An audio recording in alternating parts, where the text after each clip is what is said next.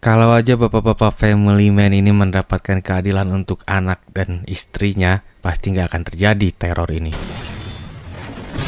Bermula di malam hari, si bapak-bapak yang lagi adem ayem ini sama putrinya malam-malam ngobrol, kedatangan tamu tak diundang. Seketika dia dihajar dan diikat, juga istrinya pun jadi korban pada malam itu. Setelah dia ditusuk dan istrinya pun dipakai sama si rampok sialan ini. Begitu tiba-tiba anaknya muncul dari dapur dan anaknya pun ikut tewas malam itu. Beberapa waktu berlalu, akhirnya penjahat itu tertangkap dan disidang, tapi yang dijatuhi hukuman mati bukan pelaku utamanya. Dan ini ditangani oleh jaksa Nick Rice.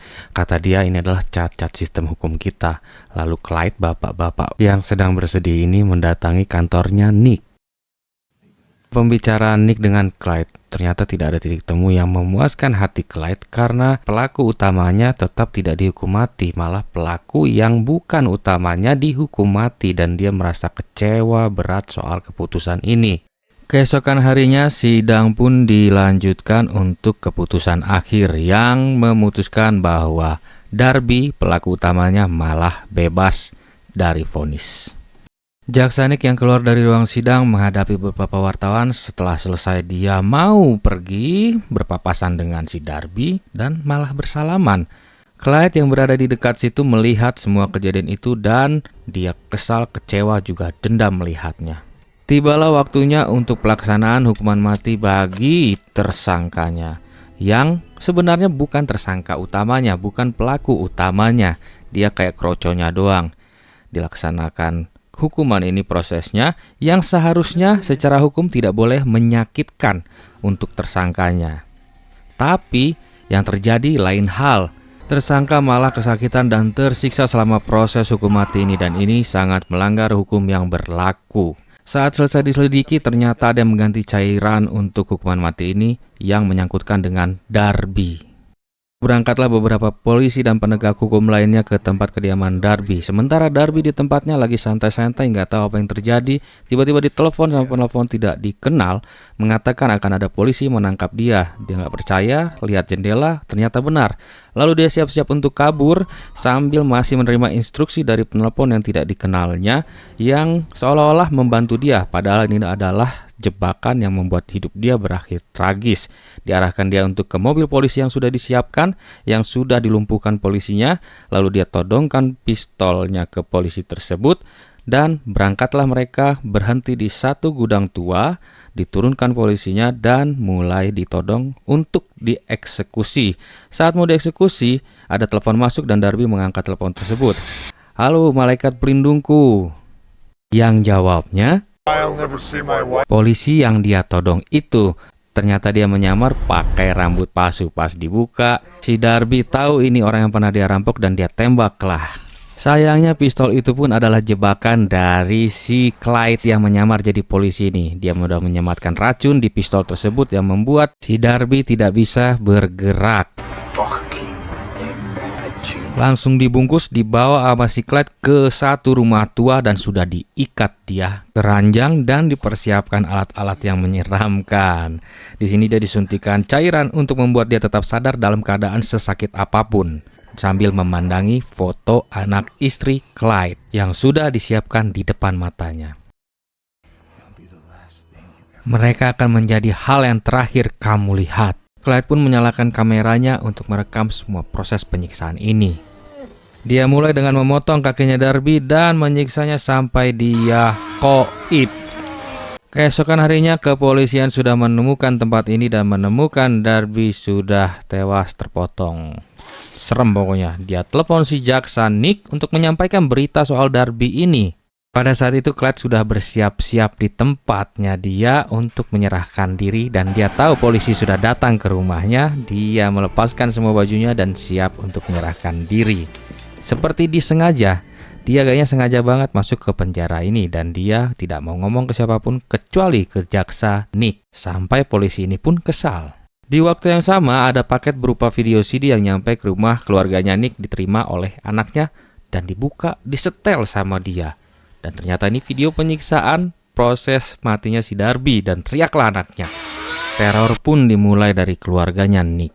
Nick saat itu sudah datang ke penjara tempat si Clyde ditahan, ngobrolin soal ini dan minta pengakuan dia bahwa dia yang membunuh Darby. Tapi kan si Clyde ini pinter. Nick nggak tahu siapa Clyde sebenarnya, siapa backgroundnya. Clyde pun mengajukan syarat kalau dia mau masuk penjara asal dikasih kasur dan bantal yang spesial. Nick merasa ini adalah ancaman omong kosong doang dari Clyde. Tahu-tahu istrinya nelpon, ngasih tahu kalau ada yang kirim video sadis itu ke rumahnya dan ditonton anaknya. Setelah itu Nick dan rekan-rekannya memutuskan okelah kita kasih permintaan si Clyde. Disiapkanlah ruang di penjara khusus spesial kasur enak dan bantal enak buat si Clyde ini. Clyde ditempatkan dengan satu orang napi lainnya, si Gondrong. Nick di rumahnya berusaha menenangkan istrinya, meyakinkan istrinya bahwa kondisi kita aman. Walaupun dalam hatinya Nick ada ketakutan tersendiri. Keesokan harinya sidangnya si Clyde dimulai. Di sini si Nick berharap si Clyde menepati janjinya untuk mengakui dialah pembunuhnya. Pokoknya dia berharap ini sesuai dengan rencana dia dan semudah itu. Di luar dugaan, Clyde malah membuat gaduh seisi persidangan tersebut. Nick kebingungan, dia kira si Clyde ini pura-pura gila.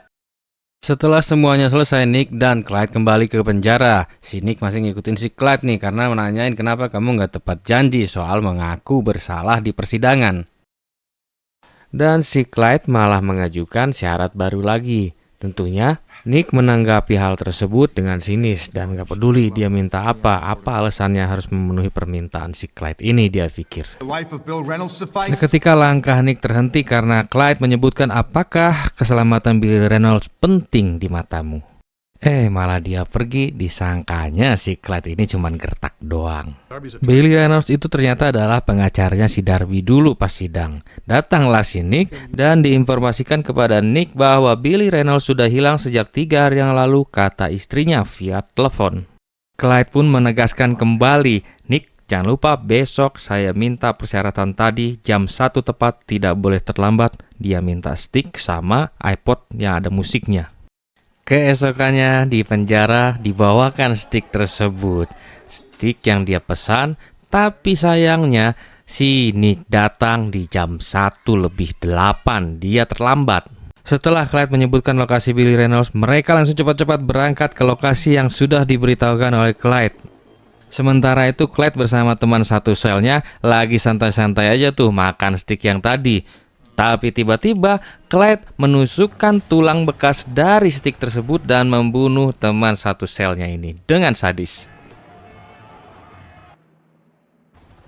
Nick bersama rekannya yang udah tiba di lokasi menemukan Billy Reynolds sudah tidak bernyawa dan mereka terlambat karena sudah disetel gas yang ada di si Billy Reynolds ini bertahan sampai jam 1:15 siang. Clyde dipindahkan ke ruang penjara isolasi karena telah membunuh teman satu selnya.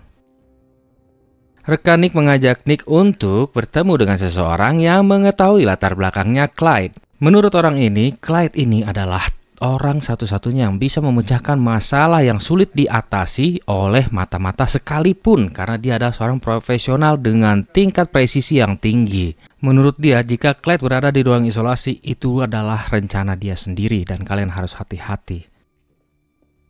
Keesokan harinya, mereka menemui ketua hakim si cewek ini yang menangani kasusnya si Clyde. Sesudah mereka menyelesaikan pembicaraan bersama ibu hakim, lalu si ibu hakim ini mau nelpon. Pas saat dia menggunakan teleponnya dan dia terbunuh seketika.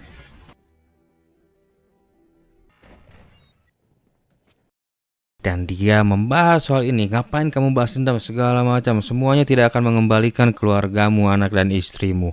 Dan Clyde memberikan jawaban, aku bukan bahas dendam, aku ingin memperbaiki sistem hukum yang sudah rusak di sini.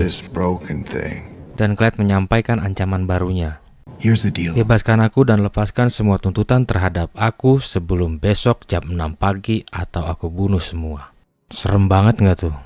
Clyde dibawa kembali ke penjara isolasi, tapi sekarang dengan pengamanan yang jauh lebih ketat karena ancaman yang dia lakukan. Nick bersama rekan-rekan kerjanya standby dari malam sampai menuju jam 6, harap-harap cemas. Begitu jam menunjukkan sudah jam 6 pagi dan tidak terjadi apa-apa, mereka menghela nafas dan merasa tidak akan terjadi apa-apa, semuanya aman. Lalu mereka siap-siap untuk pulang dan masuk ke mobilnya masing-masing di parkiran. Tak diduga-duga meledak. Ledakan ini menyebabkan beberapa rekan dan kenalannya Nick ini tewas. Nick yang pulang ke rumahnya menyuruh istrinya membawa anaknya pergi keluar kota untuk sementara demi keamanan mereka. Nick menghadiri pemakaman rekan-rekannya yang tewas pada ledakan itu. Setelah semua urusan selesai, mereka pulang dengan rombongan lainnya. Rombongan mobil di depannya diserang habis-habisan oleh sesuatu, tapi bukan manusia, seperti alat mesin yang dikendalikan dari jarak jauh. Targetnya kali ini adalah Jonas, si bapak ini. Udah deket banget dia sama Nick. Nggak cuma sampai di situ, tapi ada rudal yang mengarah ke mobilnya Jonas dan habis semua. Hari berikutnya, Nick mempelajari semua soal si Clyde ini sampai ke aset-asetnya, dan dia menemukan satu aset yang mencurigakan dan dia mendatangi lokasi asetnya Clyde tersebut.